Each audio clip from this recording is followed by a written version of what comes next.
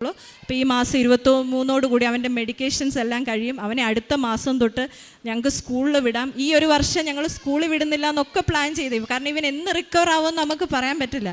അപ്പം ഡോക്ടർ ഇവനെ ഫിസിയോതെറാപ്പിക്ക് വേണ്ടി ഞങ്ങൾക്ക് സജഷൻസ്, ഞങ്ങൾക്ക് അതിൻ്റെ സ്റ്റെപ്സൊക്കെ കാണിച്ചു തന്ന ഡോക്ടർ ഇവനെ പിറ്റേ ആഴ്ചയൊക്കെ കണ്ടു കഴിഞ്ഞപ്പോഴത്തേക്ക് ആദ്യം പറഞ്ഞു, ഓ മൈ ഗോഡ്, ഇവൻ ഇത്രയും റിക്കവർ ആയോ, ഇനിയിപ്പോൾ ഇവന് ഇതിൻ്റെ ഫിസിയോതെറാപ്പിയുടെ ഒന്നും ആവശ്യമില്ല. ഇവൻ ഒന്നും ഞങ്ങൾ ചെയ്യിച്ചില്ല, ഫിസിയോതെറാപ്പി ഒന്നും ചെയ്യിച്ചില്ല.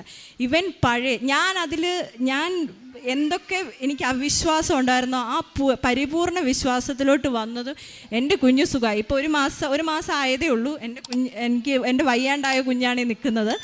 അപ്പം ഞാൻ അന്ന് ശനിയാഴ്ച അഡ്മിറ്റ് ചെയ്തപ്പം ഞാൻ മാതാവിനോട് നേർന്നായിരുന്നു, ഞാനിവിടെ കൃപാസനത്തിൽ വന്ന് ഞാൻ ഇങ്ങനെയൊക്കെ പറഞ്ഞായിരുന്നു, എനിക്ക് ഇത്രയും വിശ്വാസം ഇല്ലായിരുന്നു എന്ന് പറഞ്ഞ് സാക്ഷ്യം പറഞ്ഞോളാം. ഞാൻ അതെല്ലാം ആളുകളുടെ മുമ്പിൽ ഇവിടെ വന്ന് ഈ അൾത്താരയുടെ മുമ്പിൽ നിന്ന് പറഞ്ഞ് സാക്ഷ്യം പറഞ്ഞോളാമെന്ന് ഞാൻ മാതാവിനോട് നേർന്നായിരുന്നു.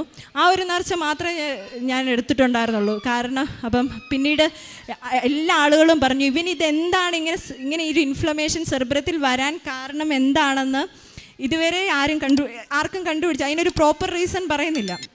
അപ്പം ഞങ്ങളിങ്ങനെ സെക്കൻഡ് ഒപ്പീനിയനൊക്കെ എടുക്കാൻ വേണ്ടി തുടങ്ങി കഴിഞ്ഞപ്പോഴത്തേക്കും ഞാൻ ഹസ്ബൻഡിൻ്റെ അടുത്ത് പറഞ്ഞു, എവിടെയും പോകണ്ട, അവനത് വരാനുള്ള റീസൺ ഞാനാണ്, എന്നെ കൂടുതൽ വിശ്വാസത്തിലോട്ട് കൊണ്ടുവരാൻ വേണ്ടിയായിരിക്കും അങ്ങനെ സംഭവിച്ചതെന്ന് പറഞ്ഞു. ഞാൻ ഇന്നലെ ഇവിടെ വന്നു കുഞ്ഞിനെ ഡോക്ടർ പറഞ്ഞായിരുന്നു, കുഞ്ഞിനെ കൊണ്ട് ഒത്തിരി യാത്ര ചെയ്യേണ്ടെന്നൊക്കെ പറഞ്ഞായിരുന്നു. എങ്കിലും ഞങ്ങൾ ഇന്നലെ ഇവിടെ വന്നു. ഇന്നലെ ഞാൻ ഉടമ്പടി എടുത്തു. ഇന്ന് ഞങ്ങൾ തിരിച്ചു ബാംഗ്ലൂർക്ക് പോവാണ്. അപ്പം എൻ്റെ കുഞ്ഞിനെ പഴയ ആരോഗ്യത്തിലോട്ടാക്കി തന്ന മാതാവിന് ഞാൻ 1000 നന്ദി പറയുന്നു. 1000 നന്ദി ദൈവത്തിന് അർപ്പിക്കുന്നു.